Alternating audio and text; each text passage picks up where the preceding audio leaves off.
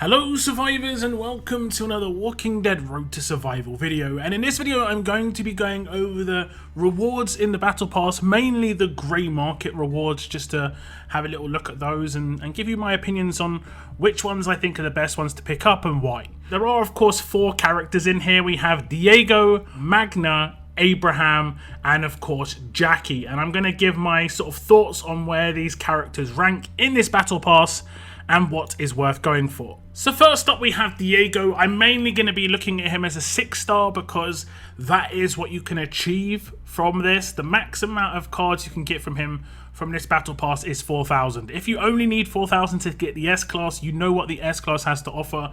I did do a video on this character. It does show you basically what this character can offer. As a 6-star, he's going to offer 90% of what the S-Class can in terms of pure power. He's going to offer the lead skill, the rush, the active. He's just not going to offer the same base stats, which generally means he's not going to offer the same hit with his rush. If we look at his rush, it does 1200% damage to a single enemy. However, with 3k base stat, it's not going to hit anywhere near as hard as his S-Class will. The multipliers are going to come in. That damage is nowhere going to be high enough versus what he's going to need. He's also going to be extremely susceptible to just being basic attacked and destroyed. So you're going to have to boost those defensive stats quite a bit. 2k on a 6-star, even with full veteran rings where you wouldn't necessarily vet ring this character if you had him as a 6-star in the meantime. It hasn't got the best survivability, let's say, but his active, his leader skill all add the same thing that his S-Class does. The trauma on the leader skill, and then obviously the removal with the rush of the negative effects mean that he can do heavy amounts of damage all while he is a 6-star character. I would not normally recommend going for the character that's in this slot just because it's generally quite expensive versus what you can get elsewhere, but I would say it wouldn't be a bad idea to go for 2,000 cards, let's say if you've got 0, because the 6-star is extremely viable if you have characters that can work with him already. If you don't have enough tough and strong characters, it's better to go all out for another character and get them on your roster, but 2,000 cards with Diego is definitely not a bad idea. Next up we have S-Class Magna, and you can get a full S-Class of this character throughout the entire event. You can claim 2 of her 5-star Ascendables in the grey market. You can get the cards from the grey market as well. I think 3,000 or 4,000, I'm not exactly sure the number. And then the extra cards that you need on top, you can get from the mission rewards in the battle pass itself. She is of course going to be in tournament rewards for the next 8 weeks as well, so throughout the duration of the battle pass. So you're going to be able to double down and get her onto your roster quite quickly. I think it's worth getting those 2 5-star Ascendables for sure for this character if you don't have her already. And even a second Magna would definitely work well. One of the characters being more of a damage dealer and the other one being more like for the normalize is definitely a good option, especially for arenas where you could potentially take down teams turn 1 where you would otherwise take them down turn 2 because of Outlast or Payback or certain sort of specialist abilities like this. I have done a first look video on this character as well if you want to go and check it out just to see how the gameplay works, but she offers a lot of power. She is a hard counter to Jacki leads, but we do see less and less Jacki leads now than ever, and I think with the release of this character in the battle pass and those tournament rewards, Jacki leads are definitely going to be a thing of the past. Next up we have S-Class Abraham, and he is a quite interesting character. He brings some interesting things to the table. His active is a turn 2 that does a big defense down, and that's kind of useful if you want to go for that big nuke. His combination with someone like Beta would no doubt be absolutely amazing. And then he has an interesting weapon as well where it does trauma on the 3rd slot. He would work with a Diego because he could add extra trauma on top of Diego's trauma lead skill because trauma stacks. So if you have multiple sources of trauma but based on the leader skill, weapon, actives, you can get that trauma up to like, at least 6,000 to 8,000, and then every negative ability or every resist does huge amounts of damage. The potential there is really big with trauma, and Abraham just adds to that potentially on a Diego team. He is in one of the cheaper slots. He is one of the slightly more recent characters.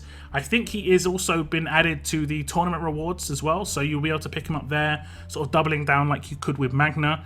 It is worth picking up the 5-star Ascendable generally speaking anyway within Battle Pass, just because it is the cheaper way of getting 2,000 of the cards. You could get 2,000 cards for 2,000 Battle Pass points, I believe, for Abraham, or you could get the 5-star Ascendable, which is basically 2,000 cards for 1,200 points, so definitely worthwhile picking up the Ascendable with him. I don't think Double Abraham is going to be too amazing, although we did see the roadmap with Double Abraham, which was pretty interesting. His Outlast ability means that he could potentially be used on a defense team and still be frustrating. He is a percentage damage dealer though on his rush, and I personally do not like to use percentage damage dealers on defense because of the potential of people using payback on attack. And with Mr. Liu being quite heavily used at the moment because of the bleeds, I think that has got a good chance of that actually happening.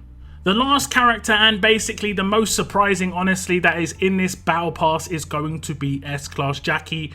The biggest power Jacki had for the longest of times was her leader skill, where all alert and fast teammates got 50% HP, which is quite nice, but all enemies get confused for one turn. Was extremely powerful until the soft counter came out in Michonne. But then we did, of course, get the hard counter, who is also in this battle pass, come out.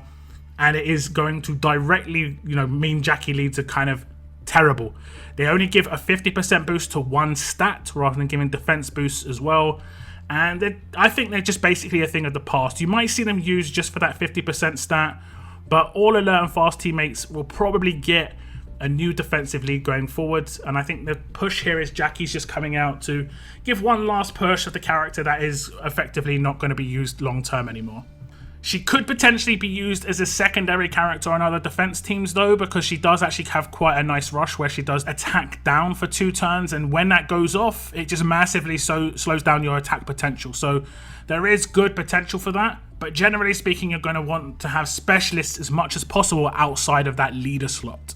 It is, however, worth mentioning, if we skip across to the 5-star Ascendable version of Jacki, that her leader skill is exactly the same almost as her S-Class.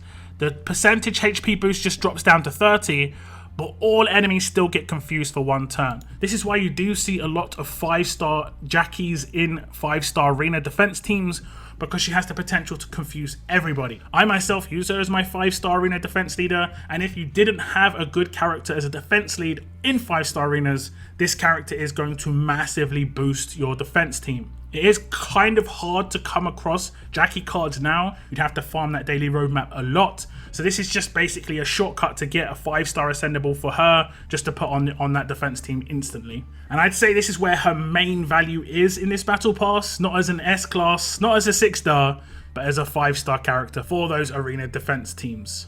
So this is the order of priority I see these characters being at. Magna should be your #1 choice in this battle pass if you don't have her already, and even if you have one, potentially a second one. Diego is only really worthwhile picking up as a 6-star. I would hold off going for too many cards on him, honestly. I have him myself as an S-Class in one region and as a 6-star in the other, and he adds obviously the same sort of power in both. Or like I already said, the difference is quite small. But I'm not going to be picking up cards in the region where I've only got a 6-star of him. I'm going to try and pick up as much of other characters as possible. Just because of how expensive he is, it goes back to the previous seasons where generally speaking it's not worth it. Even if you are getting a more premium character, unless you've already got the other characters already, it's generally best to avoid. Abraham, I think, could be decent. It's always good to have an extra character on the roster, and there's definitely some potential usability just because his active is so potent. The defense down on turn 2 is a guaranteed effect. He could potentially even be used in a team with Diego because that's an extra effect on top that's going to affect everybody. Way down at the bottom is S-Class Jacki. I would boost it up maybe 1 slot or maybe even 2, even ahead of Abraham potentially, just because of the 5-star potential. But the S-Class is definitely all the way down. Last pick, only pick up if you're desperate, only pick up if you're a massive fan, and then even then, I'm honestly, I don't think she's got much usability. Her hard counter is in this battle pass, and it makes no sense. Any other character pretty much would have been a better pick. She is a big surprise that is in here, and I'm surprised that it wasn't picked up by anybody who obviously got to look at this before it was released. And it is a bit disappointing to say the least. But those are my thoughts on the Battle Pass characters, which ones you should go for, the priority, the order. Do tell me your thoughts. What character are you going to get your hands on? This is pretty much how I'm going to go. I'm picking up 2 5-star Ascendable Magnas, 2 5-star Ascendable Abrahams on both my regions, and then picking up cards, trainers, and gear with the extra royal coins. But do leave your thoughts in the comments down below. That is going to be the end of this video, guys. I want to thank you very much for tuning in. And as always, keep on surviving, guys. keep on surviving.